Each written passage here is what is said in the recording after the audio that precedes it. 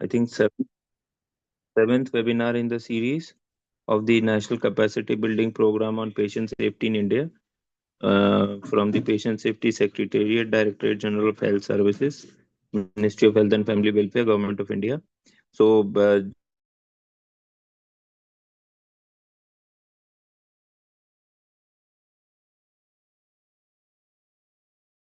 just to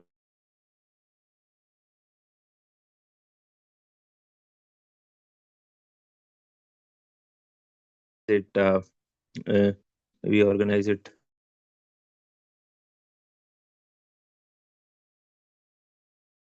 twice a month. Today, minimize diagnostic errors, and we are joined in by one of the esteemed faculty from AIMS Patna, uh, Dr. Divendu Bhushan, who is the associate professor and head emergency medicine, AIMS Patna, and sir has been one of the key stakeholders in developing this capacity building program, and we have and has played an important role, uh, how we have been shaping the patient safety activities in the country for the past 1 year or so. So, before I invite sir to deliberate upon the topic, I would request Dr. L. Swasticharan sir, the head Patient Safety Secretariat at the Directorate General of Health Services, Ministry of Health and Family Welfare, for the opening remarks. Sir, over to you, sir. Yeah, thank you, Avinash. Can you confirm you can hear me? Yes, sir, you're audible. Okay, thank you. Greetings from the Patient Safety Secretariat of DGHS in the Ministry of Health to all our members who are from the AIMS, AIMS Patient Safety officers, as well as also valuable colleagues from the medical colleges, hospitals, residents, nurses, and other healthcare professionals across the country. First of all, let me join each one of you as we embrace the festive spirit with celebrations like Lori, Pongal, Bihu, and Makar Sankranti, etc. And we need to collectively work, in and dwelling into the issues of patient safety so that it becomes a culture for the healthcare delivery system in this country. As a part of our ongoing national webinar series, we have dedicated many fortnights on various topics, and today we are going to dwell in one very particular interesting topic, which is diagnostic errors and measures to minimize them. So, as residents and as junior doctors, we all have gone through, the interesting, funny, as well as harrowing experience of, putting some patient's X-ray in some other patient's case, and also, when we realized that the diagnostic result, the lab results which came up in the case sheet did not belong to that particular patient for whom we are trying to give the treatment or prescribe the treatment. So these are some of the easy errors that we have gone through, and we must also acknowledge that about 10 to 20% of preventable medical errors in Indian hospitals happen due to diagnostic errors. So, in the past, we have discussed about the six pillars of patient safety. In one of those pillars, we have to concentrate on diagnostic errors. Friends, my colleague, who would be the key speaker in today's workshop, will be dwelling on into those details. But before he does that, I need to emphasize why we need to address diagnostic errors, because unless you do this, we won't be able to address one of the pillars. And how do we do that? We will try to do that with developing protocols. I keep coming back to surgical safety checklists, medical error safety checklists, and in a similar manner, we need to have enhancing diagnostic protocols. We also need to have leveraging technology. Nowadays, all of us will realize that many companies do come to our hospital, but even to the institute, saying that they have got artificial intelligence based diagnostic methods, etc. There are new things which we cannot avoid. In one of the lectures, we all asked a lecturer whether AI is going to replace the doctor. What was his reply? was very interesting. He said that the AI is not going to replace the doctor, but the doctor with the AI is going to replace the doctor without the AI. So we are indispensable in that. So we need to be very careful when we are using AI. We should be optimally using them. We should be able to know where the errors can happen, but what and to what advantage we can use them.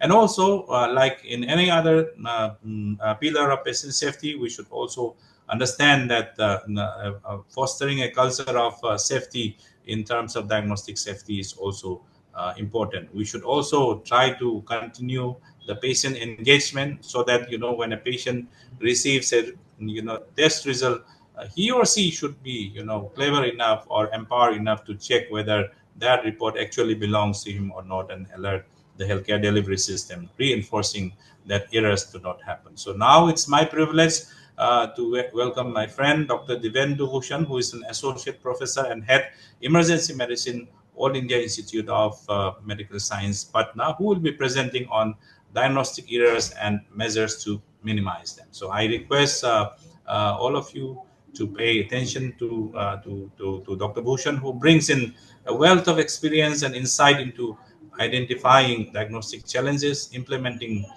effective safety measures, and also improving diagnostic accuracy. So let's listen to Dr. Bhushan. We all are excited to listen to you this afternoon and enrich our experience, and also, improve the efforts that we are making in this country for patient safety. Thank you, and over to you, Dr. Divendu.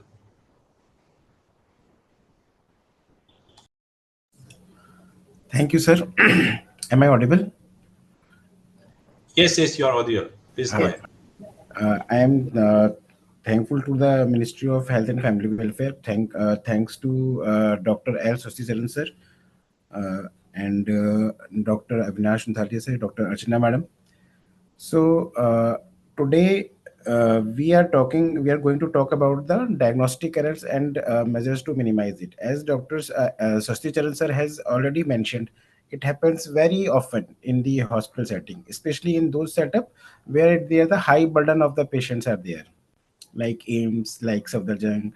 Those who are, although we all the hospitals are overburdened, but where the patient number is more, then the chances of diagnostic error become high.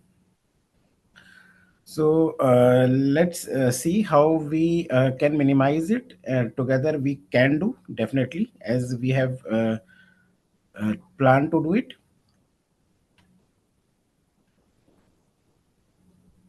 So can I move the slides, Avdesh? Yes, sir. Yes, sir, you can move. You can use your arrow key or mouse, sir. Arrow key is not working.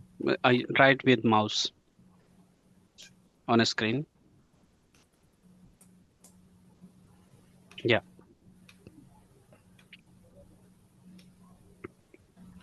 So what is a diagnostic error? Diagnostic error, it emerges when a diagnosis is missed, or it is inappropriately delayed, or is wrong. So either it is missed or inappropriately delayed. It is to be diagnosed on first or the second meeting to the healthcare profession, but it takes months, weeks, or it is wrong diagnosis we have made. So there are many overlaps in this definition and in this classification. So diagnostic errors are failure. They are the failure to provide an accurate and timely explanation of the patient's health problem, or communicate that explanation to the patient. It may be so that you are aware of the diagnosis, but you are not able to communicate properly to the patient party. As one of the common thing is that patient ko, when we talk about diabetes, we talk about you take these medicines, and we do not explain them the diet. So it is one of the thing that मेरे को थोड़ा सा कम diabetes है. So it make you at the verge of diagnostic errors. They are considered as a missed opportunities to make a correct or timely diagnosis based on the available evidence. So let's see. So what is the burden of the diagnostic error? There is a lack of culture of the reporting and recording of the medical error, precisely data is not available.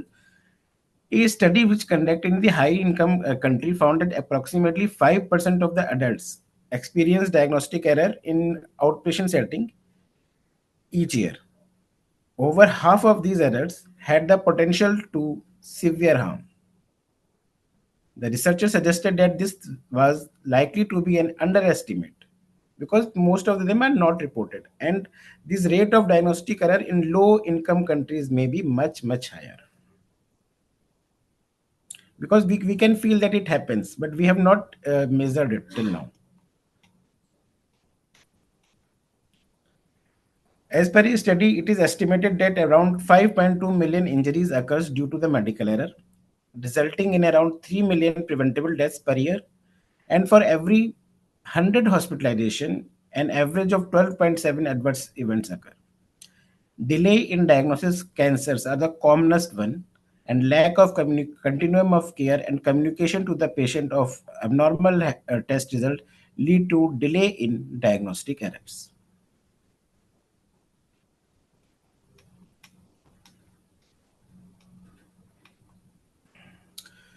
Now, what are the diagnostic error? At what level it can occur? So, initial assessment, while we assess the patient and fail to get the things that find some clinical sign, important clinical sign, say petechiae, say pallor or jaundice. Diagnostic test, we either we able to forget to mention it, to send it, or we fail to interpret it. Follow up, how to follow up patients with which reports. Referral related communication, if somebody is having say diabetes and repeatedly he coming with heaviness or shortness of breath, so we have to send him to the cardiologist. So there may be an underlying CAD which is painless. So referral related communication errors. Behavior of the patient, so how the patient perceives his illness, and adherence of the patient to the treatment. So all these can be the make the diagnostic errors.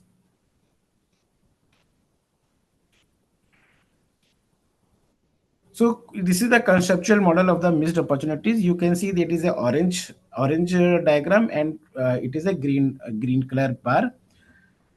On the right side, that is the D, that is the no missed opportunities. Here the delaying or wrong diagnosis occur, but there is no clear evidence of missed opportunities. So it is like somebody is having that I am not I am losing weight, I am eating heavily, but I am still losing weight, and that patient not diagnosed as hyperthyroidism. It takes around 3 months. There are many patients which come to our, even they got admitted for this, and we thought about isko HIV hoga. They were so sick कि इसको HIV होगा, TB होगा, लेकिन they come to be simple hyperthyroid, Graves disease. So this lengthy period of diagnosis error. So this make the troublesome for the patient, but it is not harmful till the patient is normal and you picked up the thing. The C category is when the delaying wrong diagnosis is associated with the patient harm, but no clear evidence of missed opportunities. So harm occur, but it is it is managed. So harm occur, yes, the harm occur, but it is managed. Like there are many times patients are roaming around with a high TLC count. Many elderly, you got the total TLC count of around 35,000, and they were being treated with antibiotic for long. Then nobody has think about the CLL or CML. So these are the things which still you have time. You picked up the patient on time, but it is delayed. The third thing is category B, that is preventable diagnostic harm. So the you for because of the delay in the diagnosis or diagnostic error, patient get one or the other harm, either in the form of morbidity or mortality. So if it is mortality, then it becomes the missed opportunities. That is the due to which he lost most probably his vital part or something like his life also. So these are the spectrum. These are the spectrum of diagnostic error.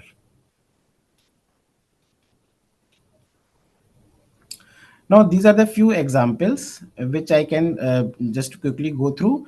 There is a 45-year-old female who visited the primary care physician with common complaint of persistent fatigue and occasional abdominal pain. The physician attributed to the postmenopausal symptoms or stress and anxiety. Outcome is that after 6 months, she was diagnosed as a advanced ovarian cancer. So if we have screened them, because the lady was in perimenopausal period, if have would have been screened for the cancer, then we may have picked up the disease.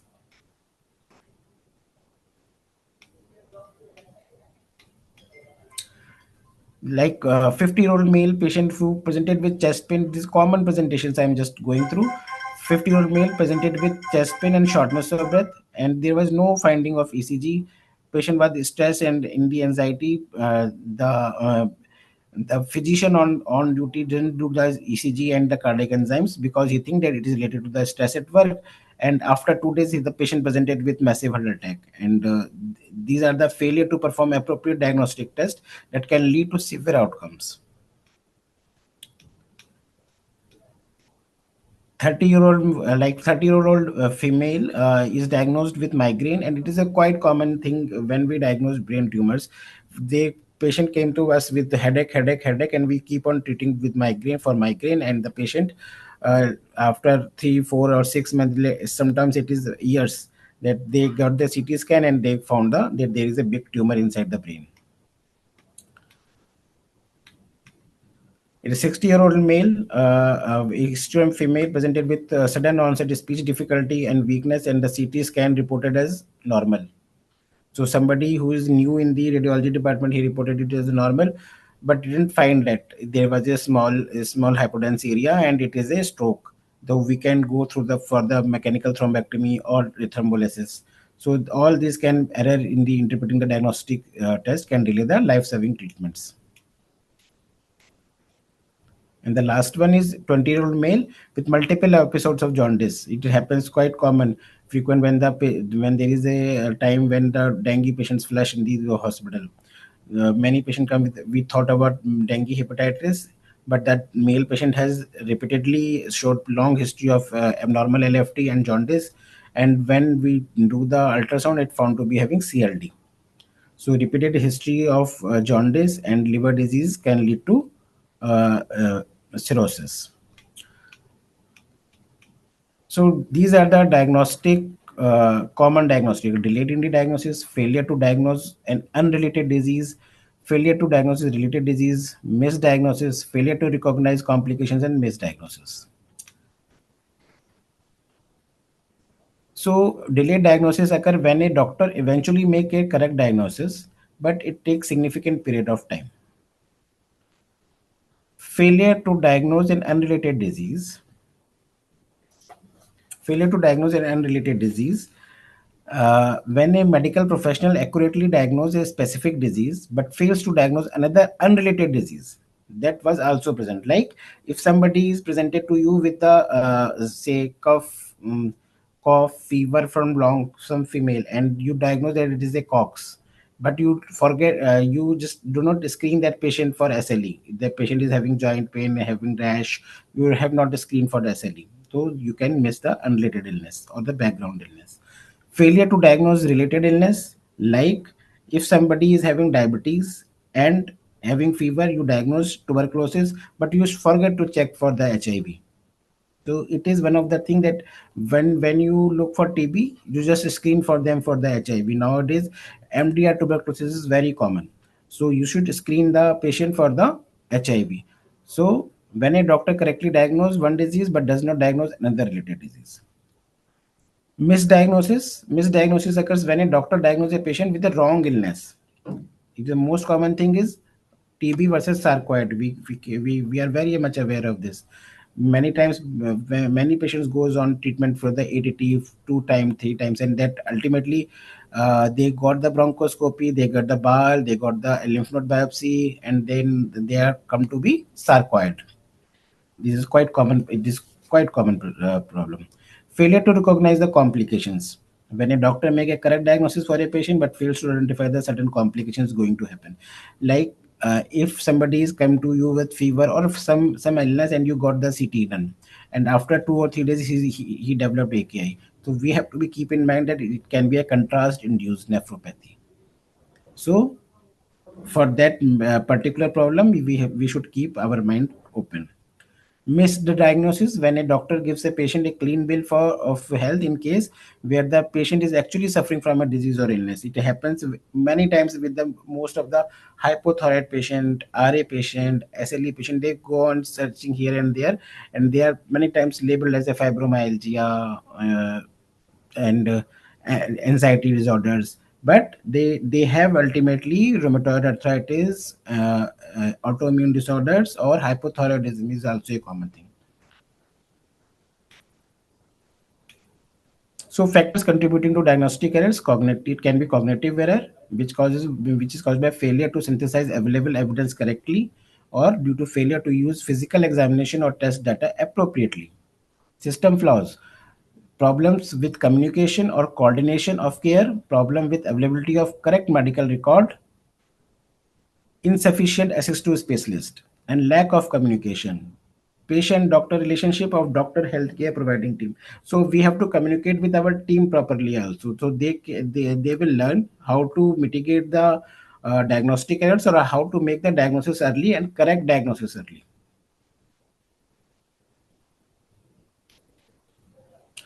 So, what are the factors and possible issues contributing to the error? There are access to the high quality treatment, limited access due to lack of money, remoteness, illiteracy, travel constraints, or a limited number of healthcare facilities can contribute to the diagnostic error.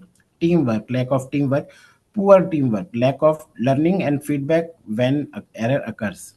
Availability of diagnostic tests limited in scope and availability or quality. In the care coordination, there is no if there is no coordination in the care given, the consultation delayed and test result lost, or lack of health record documenting care. Follow up: limited follow up reduces the ability for diagnostic impatient to evolve. Affordability of care: care unaffordable or compromises other basic needs such as food or housing. And human factors and cognitive issues, the important one, the work environment and system may be subject to distractions, interruptions, and a lack of organization of information.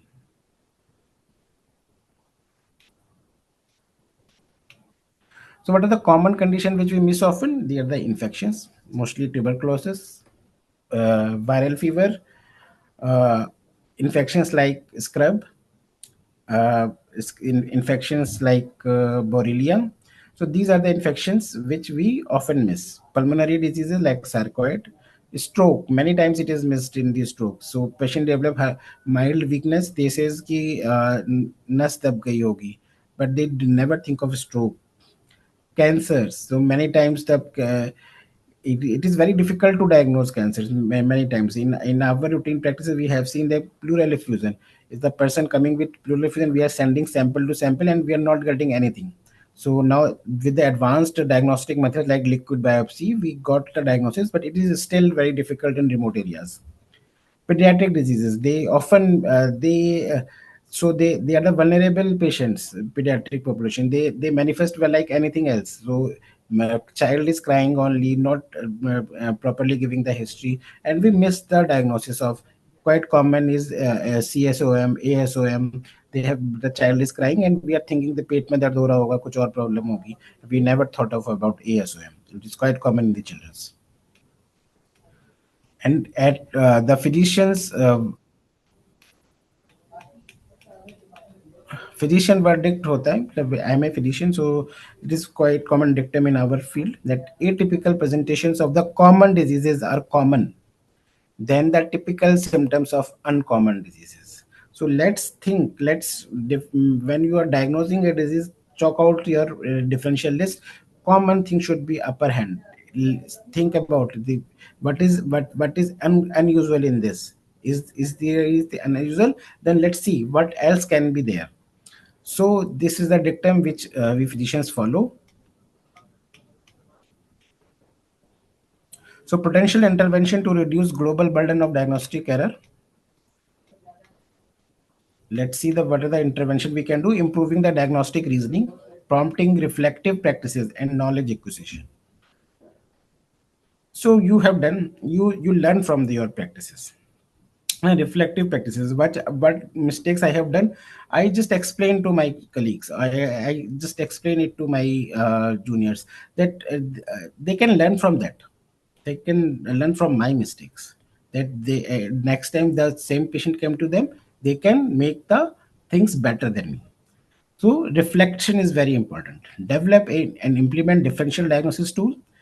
Provide explicit training on the basic sciences of diagnostic error, cognition, or human factors. Blame free. It should be a blame free environment and improvement focused system focusing on feedback and error analysis.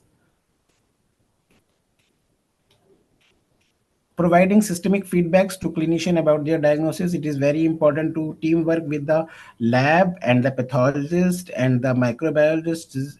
They you can give them feedback, they can give you feedback about the diseases and the processes and the diagnoses. Implement of system that encourages learning from diagnostic errors and development of feedback systems is very important. Optimizing diagnostic strategies in primary care. Develop uncertainty in the management strategies. Develop evidence for validation. Best use and impact of clinical prediction rules. Optimize knowledge access in frontline care. Improving access to diagnostic tests. Improve access to diagnostic tools for common conditions, like availability of the say viral markers in the emergency. So it should be available, easily available, otherwise we will miss many things. Use of high quality point of care techniques in the hospital. Developing methods to identify and learn from diagnostic errors. Design trigger to identify patient records that may contain diagnostic errors. Identify and fix process breakdown in follow-up. Use non-punitive. Since around 1 year when we met and formed this patient safety chart, we are in this say that we have to be non-punitive and non-defensive discussion to find and analyze cases of diagnostic error. So we should share our experiences. And involving patients. Encourage patients to act as safety net. Patient and the patient attendant to dispel misconception as no news is good news. अगर आपको कोई diagnosis नहीं मिली तो is it good news? No. For physician it is a burden. When it is said that fever is a most easily treatable and most complicated one. अगर fever ठीक नहीं हुआ तो बहुत मुश्किल है physician के लिए. And promote opportunities for patients to raise their diagnostic concerns and fear.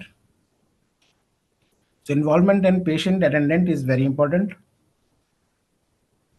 Encouraging government policies that support primary care, implementing specific strategies for low middle income countries, like access, workforce competency, high quality testing, safe, effective healthcare, IT and reference information.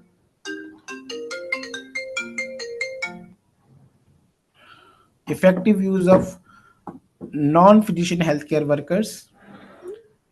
Prioritize conditions that can improve with relative minor investment. And here is the what the IT sector can do to in preventing the diagnostic error. So assisting in information gathering, it help ensure that prior record and data are available, aids the collection of key clinical data, ensuring that relevant important questions are asked, improving completeness of parts of the history that are often neglected, like smoking, family history, and recent travel, and using trigger tools to identify patients more likely to have a diagnostic error. Improve information organization and display, decreases the cognitive burden and distraction, and highlights key information to ensure they are not overlooked. Improve access to reference information. They provide access to information, journals, images, and clinical guidelines. Now everyone having up to date in their pocket. So it is quite good. So you just scroll it and you can find it. What extra I can do? Facilitates patient follow-up. Support reliable rather than ad hoc approaches to patient follow-up. Reminder tools as well as for healthcare providers. So reminders tools to take the pills, to get the diagnosis, to get the reports done, blood sugar check, provide tools for collaborative diagnosis. It facilitates access to second opinion from experts and make it easier to solicit colleagues to discuss challenging cases, for example, via telemedicine or electronic consultation. It is very important. It is very important. Let's see, there are certain things they call ecosystem. No, there should not be ecosystem. In my practices, I have totally says if somebody come with a fever, as I told you, the fever is the most important thing. Fever is the most troublesome part for physician. If I don't get the any clue in 1 week, I definitely say to the patient party, you can take your all reports, take a second opinion from someone. My mind may be blocked. There can be, just you take the second opinion, let's get some more ideas. So we should be open to that. Facilitate diagnostic feedback to clinicians. Establish a clear chain of event while documenting the care process more accurately. Any error ultimately discovered can be feedback and shared as a learning experience by all. Help detect diagnostic errors. Double check can help catch mistakes. So electronic algorithm can detect missed opportunities for diagnosis and discrepancies. Facilitate practices improvement research. Produce epidemiological data and comparison between the provider and practice and geographic locations to allow the exploration of differences in patient's outcome and adverse event related to possible diagnostic error. Now, what we can conclude from this meeting that diagnostic errors remain the significant challenge in patient safety, contributing to patient's harm and avoidable death worldwide. These errors often result from complex interplay of human, systemic, and technological error. Addressing diagnostic errors required a culture of safety, open communication, and continuous improvement in clinical practice. I would like to mention one of the incident recently occurred to my ICU. There is a patient who come to us with a acute hepatitis. His SGOT and SGPT was in the thousands, around 11,000, 12,000. The second day when I went there, I found that SGOT, SGPT come to 230, 200 range, 150. So I called what the lab is doing. The first reaction is, अरे ये lab वाले कुछ नहीं करते, कुछ नहीं आता, क्या रिपोर्ट दिया, ये तो कल गलत था या आज गलत. So it is huge difference. Then I went to my lab colleague, and what explanation? Doctor Sahab, it must have done not done in the dilution. Because the enzyme was so much high that it consumed all the reagent, and the report come very less. So the lab technician has to do that report in the dilution and give the report according to the multiplication of the dilution. So this was the thing, was a simple error, and I I even reported it. So see, it is just the communication with my lab person solved my problem. That was the same report, but the error is that person of the lab person has not validated it properly. So we have to communicate with our team. The teamwork is very, very important. Now, the takeaway message is what I can conclude. I can share with all of you that understanding root cause is very important. Just don't blame game. Don't do blame game. Learn what we can learn. Focus on the system level improvement like better communication, structured handovers, and appropriate use of health IT. Now everyone is freak. As Dr. Shasti Charan sir has said, AI, doctor within AI. Now we have to acquire those skills. Empowering patients, encourage patient engagement through education, shared decision making, and access to health records. Now those time has gone that we were supposed to be a god and that poor person is the poor person. No, we have to take them into our decision making. Enhancing clinical skills, regular training, simulations of healthcare professionals to recognize and mitigate diagnostic error. Leveraging technology, harness tools like AI and clinical decision support systems to augment diagnostic accuracy. And commitment to reporting and learning. डरना नहीं, but I as a emergency physician, but first word I told to my new joinee as a postgraduate in my department, कभी भी तुम्हें लगे कि मैं उससे गलती हो गई है, जस्ट स्पोक टू मी, मुझे बता दो, लेट मी सी कि क्यों हुई है. It is my thing that I will confirm it कि नेक्स्ट टाइम किसी न्यू पीजी से वो गलती ना हो. It is the system flaws, मुझे वो ठीक करना है, लेट मी डू इट. लेकिन मुझे बताओ ज़रूर. तो commitment to reporting and learning is the very important. As हम we have discuss it should be non punitive environment. कोई ब्लेम गेम नहीं होना चाहिए कि वो उसने ये कर दिया, वो ऐसा है. Don't do this. Commitment to reporting and learning, foster an environment where errors are reported. क्योंकि एरर्स रिपोर्ट नहीं होंगी, यू कैन यू मतलब you will miss lot of thing. किसी में करेज होना चाहिए कि वो बोले कि हाँ मेरे से गलती हो गई है. मैं ये नहीं कह रहा कि आप उसको शाबाशी दो, बट यू कैन लर्न कि उससे गलती क्यों हुई है. We have to learn it and we have to make an environment कि अगली बार से उसको गलती ना हो. And analyze to prevent recurrence. So, with these words, I am thank you to all for this patient's hearing. If any question here, I can.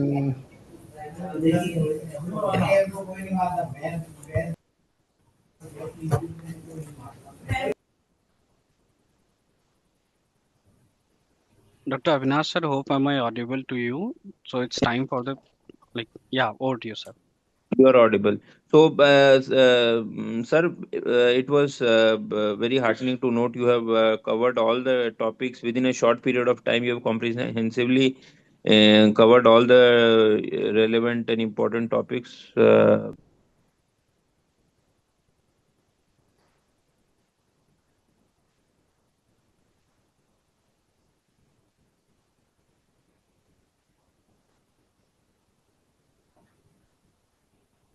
Sir, if you are speaking, you are on mute. Yes, hello. So, thank you, sir, for the enriching session. And it was, you have comprehensively covered all the points regarding the different aspects of diagnostic errors and measures to minimize them. And for the information of the audience, just to highlight here that Dr. Devendu sir is also one of our key experts for development of medication safety guidelines in the country. So, we always seek encouragement and guidance from sir for our activities. And I would also like to thank the eco team who has always been supportive in conducting. Now I think we are in the seventh or the eighth webinar of this annual webinar series, and all the background work which happens is done by the eco team. And Mr. Avdesh Tripathi from eco has been very supportive in whatever ways it is possible. So we are thankful to the eco learning platform as well. So I think, Avdesh, we can, I think already 10 minutes past our schedule. It is already 3:55. Yes, sir. So we can, uh, I think we have come to the end of this webinar, and we can sign off. Okay, sir. With your permission, we can wind up the session. Yes, yes, please. Thank you, sir. Thank you, participants. Thank you, sir, for Thank your you. Thank Thank you. you, Thank Dr. you. Devendu. Thank you, sir. Thank you. Thank you.